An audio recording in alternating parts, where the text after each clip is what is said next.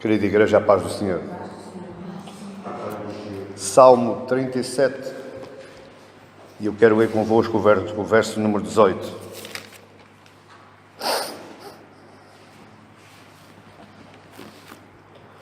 Salmo 37, verso 18.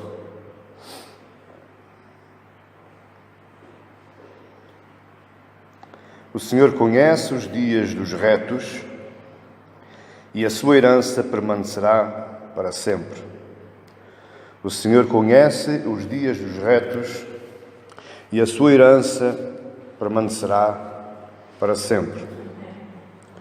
A mensagem que eu trago hoje para vós, esta manhã, tem por título A Herança dos Justos. A Herança dos Justos. Mas não é sobre este salmo que eu quero falar. Eu quero falar numas outras passagens que diz respeito ao povo de Israel, diz respeito nomeadamente a Caleb e tudo o que ele fez e perseverou até que, passados 40 anos, ele recebe a herança prometida pelo próprio Deus. Todos nós gostamos de ter heranças, todos nós gostamos de ter coisas na vida. Todos nós gostamos de estar bem na vida. Todos nós gostamos de que a nossa vida seja desafogada. E muitas vezes entramos por caminhos que não nos trazem essa esperança, não nos trazem esse conforto. Parecem caminhos demasiadamente tortuosos, demasiadamente grandes, compridos, intemporais. Mas eu creio que um dos principais requisitos para que uma pessoa possa receber a herança de Deus é ter um outro espírito, é ter uma outra visão espiritual, uma outra visão diferente de todas as outras pessoas. O homem e a mulher cristã, ele tem que olhar para a vida, para o tempo, para o espaço físico, para o espaço espiritual, de maneira diferente de toda e qualquer outra pessoa que está lá fora e que não conhece Cristo e nem conhece a palavra de Deus. Caleb foi diferente dos outros todos. Caleb, ele vai em missão dada por Moisés.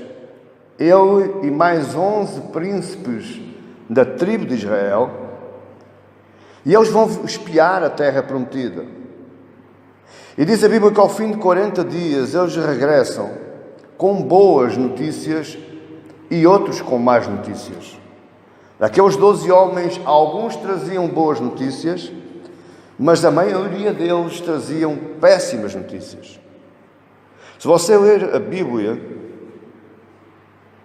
você vai ver que aqueles 12 príncipes, eles trouxeram da terra de Canaã, da terra prometida, um cacho de uvas carregado por 2 homens. Aquela terra era boa. Só que quando Moisés reúne a congregação, 12 homens se levantam e dizem: a terra é boa, porém é inatingível, não se consegue alcançar, é impossível. Porque existem lá povos grandes, gigantes, bem armados, fortes, e nós não podemos entrar. Mas neste confronto de ideias, 2 homens se levantam contra os demais, Josué e Caleb. E Caleb disse: se Deus me prometeu, então nós podemos conseguir. Foi de tal forma que Deus disse: esta geração não vai entrar na terra prometida, excepto Josué e Caleb. Está em Números 14, 24, que diz: porém o meu servo Caleb, porquanto nele houve um outro espírito, uma outra visão, um outro olhar, um outro acreditar, e perseverou em seguir-me, eu o levarei à terra em que entrou, e a sua descendência possuirá a herança. além de ter um outro espírito, ou seja, uma outra visão sobre aquilo que Deus nos pode dar, também é necessário que nós saibamos que existe um tempo, existe uma caminhada, existe uma prova, existe um teste. Caleb passou por muitas provas até receber a sua herança. Se nós lemos em Josué, capítulo 14, verso 7, Caleb diz para Josué: 40 anos eu tinha, quando Moisés, servo do Senhor, me enviou a Cades Barneia a espiar a terra. E eu lhe trouxe a resposta como sentia no meu coração. Meu querido e minha querida, o que é que você entendeu uma coisa hoje? Muitos não entendem que é necessário, apesar de todas as promessas, apesar de todas as garantias que Deus nos concede pela sua palavra, é necessário passar por um teste. É necessário passar por um teste principal. Deus precisa de saber que tipo de fibra você tem. Deus precisa de saber até onde você pode ir. Deus precisa de saber o quanto você confia nele. Muitos perguntam agora: qual é o teste então? Pastor, qual é o teste? É o teste da ponte. Ponte, pastor, sim. Ponte quer dizer P-O-N-T-E, que são as iniciais dos 5 atributos essenciais para um verdadeiro crente. 5 atributos que, tirando as primeiras letras, constituem a palavra ponte: perseverança, obediência, não murmurar, temperança e esperança. São 5 atributos que um cristão precisa ter se quiser alcançar as promessas divinas. Caleb soube ter todos estes atributos em sua jornada, durante 40 anos, até receber a sua herança. Perseverança, obediência, não murmuração, temperança e esperança. Então eu quero começar pela perseverança. O que é a perseverança?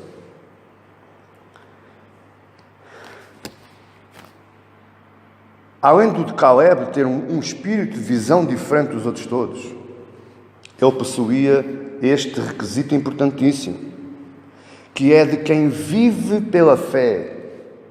Aquele que vive pela fé, ele não é abalado facilmente. Aquele que vive pela fé, ele não vive as circunstâncias físicas visíveis. Aquele que vive pela fé, ele vive num mundo espiritual, num mundo para lá da lógica humana. Eu já vi pessoas passarem bastante mal na sua vida e a sua fé não era abalada. Eles diziam: um dia isto vai passar, um dia Deus vai mudar a história, Ele está-me testando e eu vou andando. Perseverança é a qualidade de quem persevera, de quem insiste, de quem persiste, de quem insiste em alcançar algo. Perseverança significa também obstinação, tenacidade, firmeza do propósito.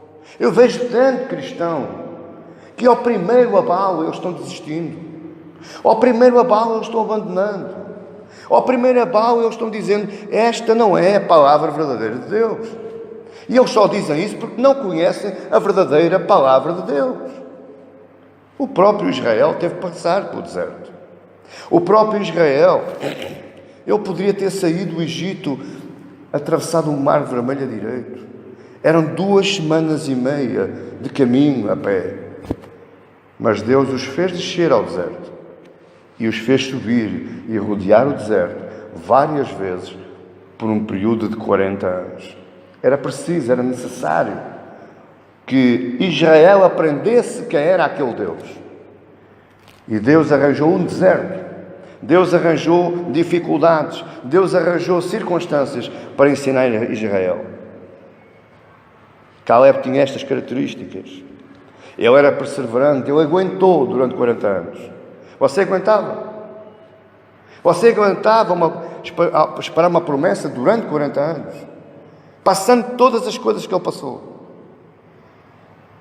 E quando ele tinha 80 anos, 85 anos, ele alcançou a sua promessa. Você esperava isso este tempo todo?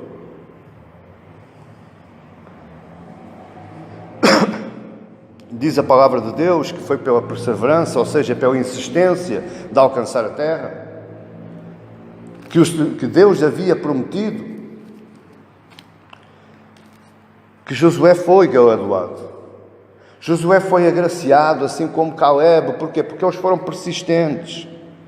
Se nós lermos em Josué 14, versos 8 e 9, ele diz assim: mas meus irmãos que subiram comigo fizeram derreter o coração do povo.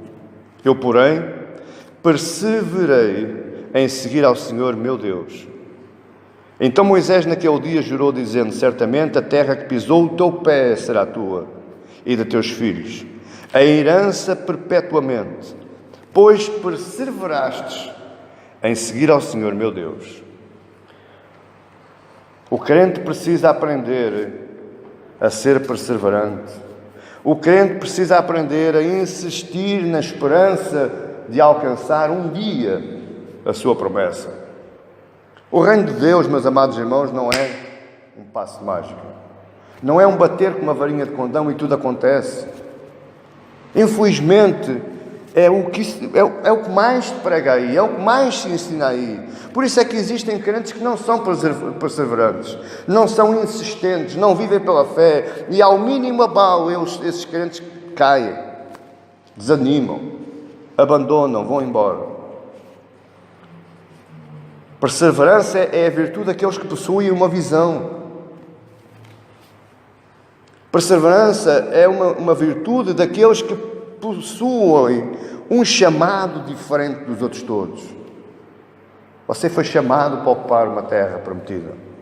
Você foi chamado para ocupar uma terra chamada Canaã Celestial. Mas durante esse período, essa espera, você tem que ser perseverante. Você vai passar. O próprio Jesus diz: no mundo vocês vão ter aflições, mas tendo bom ânimo, eu venci o mundo. Então, se ele já venceu o mundo, por que é que você desespera em vez de ser perseverante? A segunda característica agregada à perseverança, e elas não podem ser afastadas, é a obediência. Obediência é a ação ou efeito de obedecer, de ceder, de cumprir, de seguir. Obediência é submeter-se à vontade de alguém, é cumprir uma ordem, aceitar uma determinação. Obediência é respeitar uma lei ou mandato, é respeitar um superior. A obediência implica, em diverso grau, a subordinação da vontade a uma autoridade. Se você não tem um coração obediente, você não pode ser perseverante. Atos 5:9, Lucas nos diz: porém, respondendo Pedro e os apóstolos, disseram: mais importa obedecer a Deus do que aos homens. Você primeiro tem que obedecer a Deus. Você é muito humilde, muito submisso aos homens, mas muito rebelde a Deus, meu amado irmão. Isso não é obediência. Obediência é ceder. Obediência é abrir mão. Obediência é escutar. Obediência é ouvir. Obediência é seguir. Josué estava preparando o povo a passar o Jordão. E foram muitos que se comprometeram a obedecer em tudo, e eles só foram vitoriosos porque eles obedeceram em tudo aquilo que Josué falou e que tinha recebido da parte de Deus. Então responderam a Josué dizendo: tudo quanto ordenaste faremos, e onde quer que nos enviares iremos. Como em tudo ouvimos a Moisés, assim te ouviremos a ti, tão somente que o Senhor teu Deus seja contigo, como foi com Moisés. Esta passagem também nos diz, eu li Josué 1, 16 e 17, mas agora repare uma coisa: as moedas têm duas faces, tem a face A e a face B. O povo comprometeu-se em obedecer a tudo quanto Josué falava, mas no verso 18 ele vai dizer assim: Todo homem que for rebelde às tuas ordens e não ouvir as tuas palavras em tudo quanto lhe mandares, morrerá. Então somente esforça-te e tem bom ânimo. Você sabe que há aí muito cristão morto. É morto vivo, mexe-se, mas é morto. É morto espiritualmente, porque não quer obedecer à palavra. Existe muito cristão, amado irmão, que está aí sentadinho na cadeira, atento a tudo aquilo que está passando, mas quando chega à rua ou à sua casa, ele diz: o pastor não percebe nada daquilo. Não é assim que funciona. Você acha que isso é um coração obediente ou é um coração rebelde?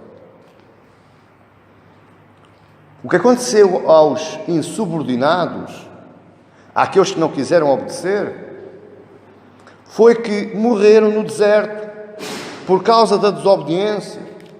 E por causa da desobediência eles não alcançaram a terra prometida, eles não alcançaram a promessa, eles não alcançaram a herança. Porque 40 anos andaram os filhos de Israel pelo deserto, até se acabar toda a nação. Veja o que é que Josué diz. Até se acabar toda a nação. Qual nação? Aquela que saiu do Egito.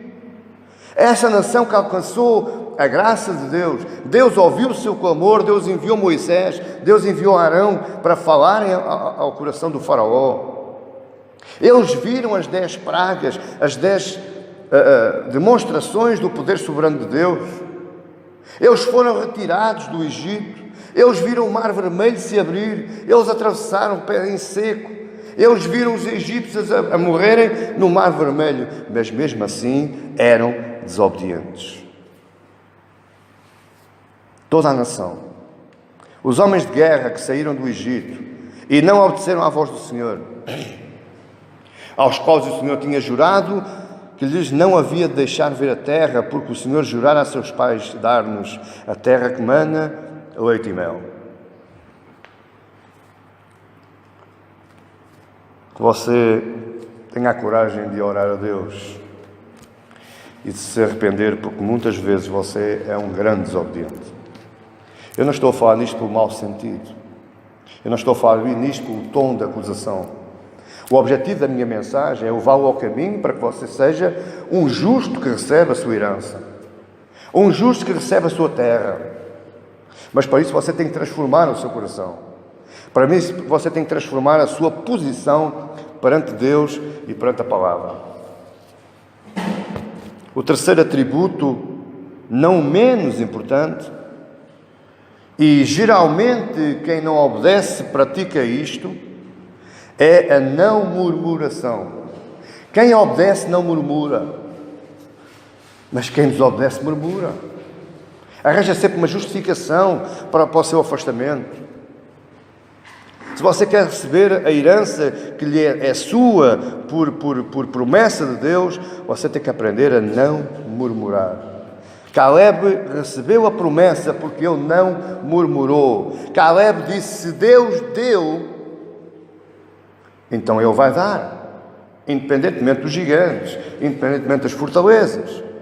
Mas os outros disseram: não, a terra é boa, só que é inatingível, é inalcançável. Eles murmuraram em seus corações. Números 14:30 diz Moisés: não entrareis na terra, isto é Deus a falar para o povo, não entrareis na terra pela qual levantei a minha mão, que vos faria habitar nela, salvo Caleb, filho de Jefoné, e Josué, filho de Nun. Porque foram os únicos que não murmuraram. Porque foram os únicos que não andavam sempre a contradizer. Se você for ler a história do povo de Israel no deserto, você vai ver que eles não entraram na terra prometida por causa da sua murmuração. E todos os filhos de Israel murmuravam contra Moisés e contra Arão. E toda a congregação lhes disse: quem dera que tivéssemos morrido na terra do Egito, ou mesmo neste deserto. Veja a murmuração deste povo. Eu dou glórias a Deus por si, por mim. Eu nunca vi mar vermelho abrir. Eu nunca vi 10 pragas acontecer à minha vista. Eu nunca andei com Jesus. Eu nunca ouvi um profeta bíblico falar, mas eu creio cegamente na justiça de Deus, na promessa de Deus.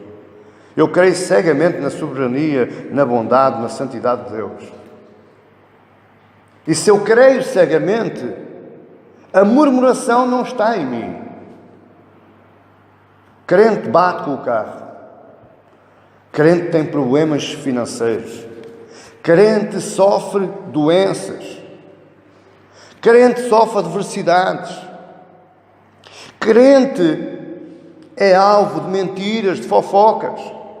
Mas acima disso tudo existe um Deus. Acima disso tudo existe um Deus em quem eu posso confiar. Existe um Deus que me justifica. Existe um Deus que quando eu me humilho, Ele me exalta. Ainda tem igreja a ouvir? No verso 11 do capítulo 14 de Números, Moisés disse Deus a Moisés, e disse o Senhor a Moisés: até quando me provocará este povo? Veja que Deus já estava irritado. O próprio Deus, até quando é que este povo me irrita, me provoca? E até quando não quererá em mim, apesar de todos os sinais que fiz no meio dele? Mais à frente, no verso 26 a 29, Deus diz, depois falou o Senhor a Moisés e a Arão, dizendo: até quando sofrerei esta má congregação que murmura contra mim? Tenho ouvido as murmurações dos filhos de Israel, com que murmuram contra mim. Diz-lhes: vivo eu, diz o Senhor, que como falaste aos meus ouvidos, assim farei a vós outros. Neste deserto cairão os vossos cadáveres, como também todos os que de vós foram contados, segundo toda a vossa conta, de 20 anos para cima, os que dentre vós contra mim murmuraste. Sabe o que é que Deus está dizendo? Chega. Acabou. Estou aqui. Deus encheu a medida por causa da murmuração. Muitos pregam que ofender o Espírito Santo é praticar pecados. Não é, não. A maior ofensa ao Espírito Santo é murmurar contra Deus. É murmurar contra a palavra falada de Deus. Isso é ofender o Espírito Santo. E isso enche a medida de Deus, de forma que Ele diz, de 20 anos para cima, ou seja, os que estão acima dos 20 anos vão morrer todos. Só a geração que sair desses que têm menos de 20 anos. Nós percebemos aqui claramente que a murmuração nos traz morte. Morte espiritual. A murmuração não nos muda a vida. Se nós estamos mal, vamos continuar a estar mal. Tiago vai dizer, no seu capítulo 3, a língua também é um fogo, como um mundo de iniquidade. A língua está posta entre os nossos membros e contamina todo o corpo. Inflama o curso da natureza e é inflamada pelo inferno. Porque toda a natureza, tanto de bestas feras como de aves, tanto de répteis como de animais do mar, se amansa e foi domada pela natureza humana. Mas nenhum homem pode domar a língua. É um mal que não se pode refrear. Está cheia de peçonha mortal. A murmuração, meu amado irmão, não provoca somente a ira de Deus. A murmuração testifica a nossa falta de confiança nele. Não me venha falar aos meus ouvidos que você tem fé, que você acredita, quando você murmura. Não venha. Quem murmura não tem fé. Quem murmura não obedece. Quem murmura não é perseverante.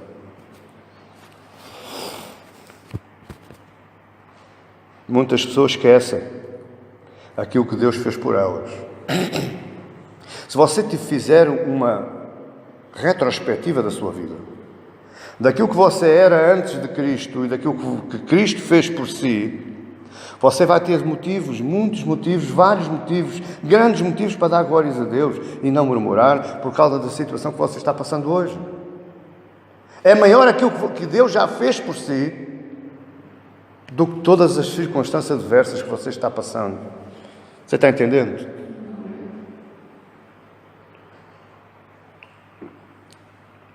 Estando vós mortos em vossas ofensas, pecados. Você quer coisa pior do que estar morto? Você quer coisa pior do que estar cadavérico espiritual? Estando vós mortos em vossas ofensas e pecados, Ele, Deus, vos vivificou. Ele vos trouxe à vida. Ele vos fez regressar à vida. Você quer maior bênção do que isso? Quer? Você acha que isso é menor do que ter uma conta bancária? É menor do que ter um emprego com ordenado chorudo? É menor do que ter uma grande família? Não, isso é maior do que isso tudo. É por isso é que nós damos glórias a Deus quando nos levantamos. Porque eu estou vivo. Estou vivo fisicamente e estou vivo espiritualmente. Porque eu continuo na caminhada pelo deserto até chegar à minha terra prometida. Glória a Deus. Glória a Deus. E o quarto característica só pode acontecer, ou só pode existir em nós, se nós não murmurarmos. Que é a temperança. O que é a temperança? O que é que significa a temperança? Ter temperança significa ter equilíbrio, significa ter moderação, significa ter sobriedade. Ser temperante significa colocar limites, barreiras, balizas. É uma virtude quem não toma atitudes apenas pelas suas vontades. Segundo as Escrituras, a temperança é um dos frutos, do fruto do Espírito Santo. Só pode ser um homem e uma mulher com temperança se ele tiver o Espírito Santo de Deus dentro de si. Paulo nos fala em Gálatas 5. Mas o fruto do Espírito é amor, gozo, paz, longanimidade, benignidade, bondade, fé, mansidão e temperança. Temperança só tem quem tem o Espírito Santo de Deus. Viver uma vida em equilíbrio, em estabilidade emocional, física e espiritual, só é proporcionada àquele que tem o Espírito Santo de Deus. A palavra de Deus diz que se queremos conhecer a Deus, devemos, entre todas as outras virtudes, ter temperança. Você não está a ver um Deus desequilibrado, não. Você não está a ver um Deus desorganizado. Você não está a ver um Deus que faz as coisas à toa, ao acaso, mediante a circunstância. Não, Deus é um Deus equilibrado. Deus é um Deus ordeiro. Então, se nós queremos conhecer a Deus, nós temos de ser equilibrados, temos de ser ordeiros. Devemos acrescentar à nossa fé, a virtude da temperança. Se esta qualidade de existir em nós, e se ela for crescendo na nossa vida, e a temperança é cultivada, a temperança é acrescentada. Hoje você é um pouco, amanhã é mais. Se isso acontecer na sua vida, e se ela for crescendo na sua vida, você vai ser frutífero.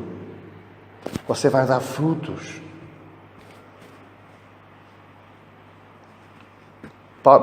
Pedro nos diz em 2 de Pedro 1, diz: e há ciência, a temperança, e há temperança, a paciência, e há paciência, a piedade, Então, quanto mais você vai conhecendo de Deus, mais temperança lhe vai sendo acrescentada, até que você chega a um estado piedoso.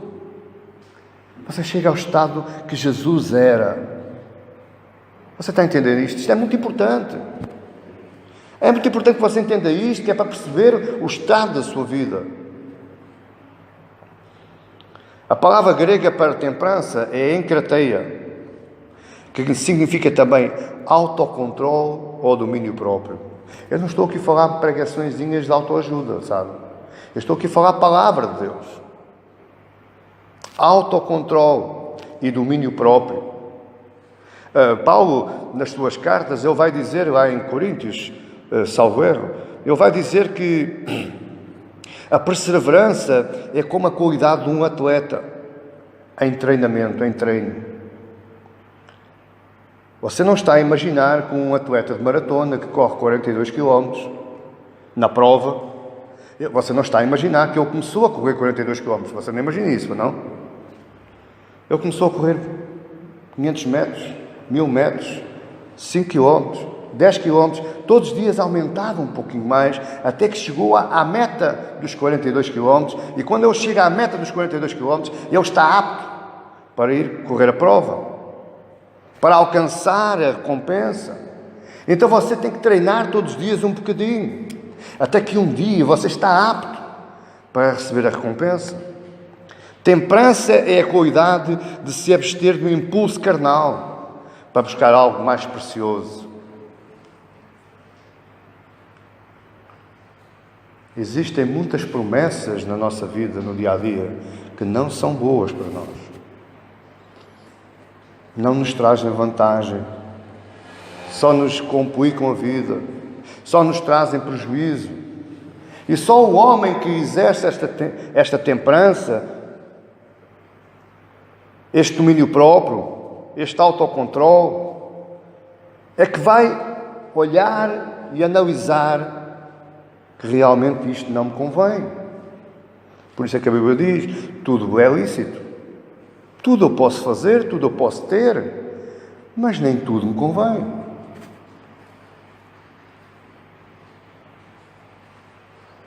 No caso de Caleb, ele soube ter domínio próprio. Como, pastor? No período em que ele resolveu não se precipitar para reivindicar a herança no momento errado. A herança era de Caleb? Era. Mas ele teve domínio próprio durante 45 anos para esperar no tempo certo a sua herança, a sua promessa. Muitas pessoas não conseguem ter esse domínio. Acabam não tendo limites, acabam se precipitando, acabam fazendo coisas para alcançar promessas feitas por Deus. Caleb teve a temperança em sua vida, pois soube esperar o tempo oportuno. Existe um tempo que não é o nosso. E para você viver esse tempo que não é o seu, você tem que ter domínio próprio, autocontrole, temperança. E quando você exerce a temperança, quando você é equilibrado, quando você tem domínio próprio e autocontrole, facilmente você cria em si a quinta característica, que é a esperança. Você imagina que alguém desequilibrado, apressadinho, tem esperança? Não, não tem esperança nenhuma. Saber esperar, já a minha avó dizia, saber esperar é uma virtude. Existe um tempo. E você tem que se dominar durante esse tempo que não é o seu, tendo esperança naquela hora que você não sabe qual é, em que vai receber as coisas de Deus. Muitas vezes nós queremos receber logo. E é por isso que alguns caem na asneira, dizer, Deus eu decreto, Deus eu profetizo, Deus eu... Porquê que não tem autocontrole, não tem esperança? É no tempo de Deus, é para já, é imediato. O mundo não tem tempo para esperar. Caleb soube esperar o tempo oportuno de Deus. 40 anos. Josué 14:10 diz, Eis que o Senhor me conservou em vida. Como disse, 45 anos são passados, desde que o Senhor falou esta palavra a Moisés, andando ainda Israel ainda no deserto. E agora eis que hoje já tenho 85 anos. É preciso uma grande visão espiritual para esperar 45 anos por algo que já era dele. Você está a entender isto? Muitas vezes, eu canso-me muitas vezes de dizer, muitas vezes nós não somos abençoados porque a culpa é nossa. As promessas estão aí, mas não é no seu tempo. É num tempo que não é o seu. Vivemos num tempo em que muitas pessoas não conseguem esperar em Deus. É verdade, a verdade, olha, eu já nem separo os cristãos do mundo neste aspecto. Porque os próprios cristãos estão quase igual ao mundo. O mundo faz coisas à toa, à pressa, esperando alcançar glórias e objetivos rápido. E os cristãos? Será que são assim tão diferentes? Será que quando existe esse tipo de campanhas, esse tipo do casaco ungido, da água ungida, do sal grosso, do azeite, do óleo, o que é que essas pessoas estão fazendo? Estão obrigando a Deus a antecipar um tempo que não é o deles. Ou pensam que obrigam. Você está a entender? Existe um tempo de espera. Caleb já era velho. Soube esperar em Deus. Muitas pessoas não se aguentariam, desistiriam da promessa de Deus ao ver que ela nunca mais chega. Caleb soube ter esperança de algo de bom acontecer em sua vida. Esperança significa ter expectativa de algo que nós desejamos. É um sentimento que vê a possível realização daquilo que se deseja. Caleb soube esperar, soube confiar em Deus e na sua promessa. Muitas pessoas têm medo que o tempo venha e lhes roube e tire a força necessária para viver. Caleb mostrou que, mesmo após tanto tempo, ele ainda estava com a mesma vitalidade do que quando ainda era novo. Ele vai dizer isto no verso 11 do capítulo 14. Eu ainda estou forte, como no dia em que Moisés me enviou. Repare que ele tinha 85 anos. Será que ele estava a dizer alguma coisa absurda? Será que ele tinha ficado senil? Não. Ele podia não estar forte em físico, mas o seu espírito estava tão forte como há 45 anos atrás. Qual era a minha força então? Tal é agora a minha força. Tanto para a guerra como para sair e entrar. Amados irmãos, já estou terminando o meu sermão. E eu queria que nós atentássemos numa lição que Caleb nos dá. Que mesmo diante do tempo de vida, você vê os dias, as semanas, os meses, os anos a passar e você não alcançou ainda aquilo que você queria. Mesmo apesar das adversidades, das circunstâncias que a vida nos prepara, mesmo apesar da espera, nós ainda podemos sonhar. E sonhar com a mesma vitalidade com que nós começamos a sonhar. O seu sonho não morre, não envelhece. E o seu sonho um dia é alcançado. Mas só é alcançado para quem tem perseverança, para quem tem obediência, para quem não murmura, para quem tem temperança e para quem espera. Eu costumo dizer aqui, e eu aprendi isso pelas Escrituras, um cristão não pode ser cristão se não tiver fé, confiança e esperança. Pode ter fé, mas se não confiar e não saber esperar, não vale nada. Pode ter confiança, mas se não tiver fé e não saber esperar, não vale nada. Pode saber esperar, mas se não confiar e não tiver fé, não vale nada. Fé, confiança e esperança. Nós precisamos aprender que Caleb soube passar pelo processo ponte e obter a vitória da sua vida. Caleb soube entender que aquele que confia em Deus não se abala, mas permanece firme para sempre. Os que confiam no Senhor serão como o monte Sião, que não se abala, mas permanece para sempre. Os que confiam no Senhor exercem na sua vida diária este processo ponte. Você está a entender? Aquele que espera em Deus, ele vive uma vida justa, reta, sincera, honesta diante dele. Aquele que espera em Deus, ele cresce em Deus, mas ainda na sua velhice dará frutos. É isto que me alegra, meus amados irmãos. Os anos podem passar por mim. A minha vida física, material, ela um dia vai acabar. Mas eu acredito ainda que mesmo na altura do meu último sopro, eu ainda estarei pregando. Você está a entender isto? Chama-se confiança, esperança. O Salmo 92, 14 diz: na velhice ainda darão frutos, serão viçosos e vigorosos. Será que o salmista era doido? Acha? Ele conhecia este Deus. Ele conhecia o Deus Yahvé. Ele conhecia o Deus que nos dá a força para esperar. A receita de Caleb, ela não serviu só para os tempos bíblicos, ela serve para nós hoje. Basta que confiemos em Deus, sabemos esperar em Deus e sabermos ter fé que as promessas de Deus um dia se cumprirão na nossa vida. Quando? Não sei. Isso é um tempo de Deus.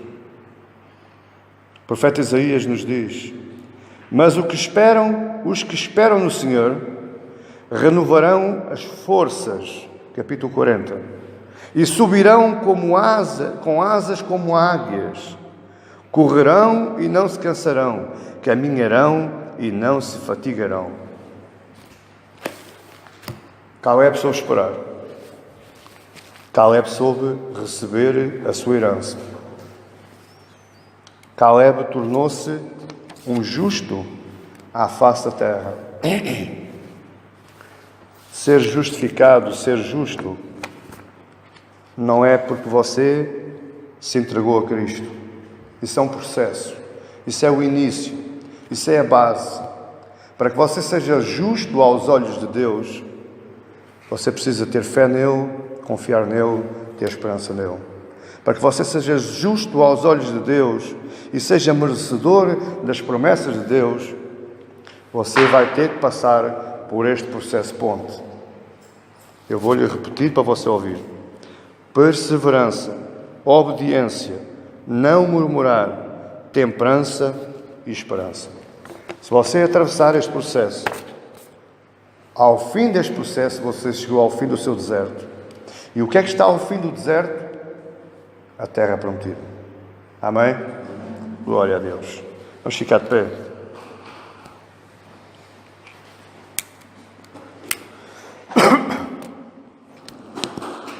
Santo Pai, graças te dou.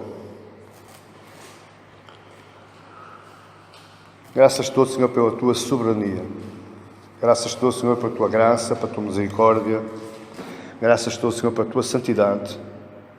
E graças te dou, Senhor, porque és um Deus verdadeiro, único, justo, santo, bom. É por isso é que nós podemos nos firmar nas tuas promessas. É por isso é que nós podemos atentar para as tuas promessas. E sem qualquer sombra de dúvida saber que elas são verdadeiras, são eternas. Elas permanecem para sempre. Elas nunca voltam para trás. Porém, o problema está no nosso coração. O problema está no nosso acreditar, no nosso viver, no nosso falar, no nosso agir. E por isso eu te peço ao Pai que derrames graça sobre cada um de nós. E que o teu Santo Espírito seja derramado sobre os nossos corações, para que nós consigamos começar a trabalhar o nosso coração não atentando às coisas que vemos, sentimos, ouvimos, mas atentando às coisas que são invisíveis, eternas, que provêm de Ti. E assim sabemos, Senhor, que no final do nosso deserto estará uma Canaã preparada para cada um de nós. Uma terra que mana leite e mel. Uma terra que é fruto da Tua promessa eterna. Por causa disto, Senhor, eu elevo a minha voz aos céus, louvando-Te e adorando-Te, exaltando o Teu nome, porque Tu és bom. Ajuda-nos e ensina-nos a esperar, Senhor. Ensina-nos a ser pacientes, para a Tua honra e para a Tua glória. Eu oro assim em nome do Teu Filho amado Jesus. Amém. Glória a Deus e que Deus vos abençoe.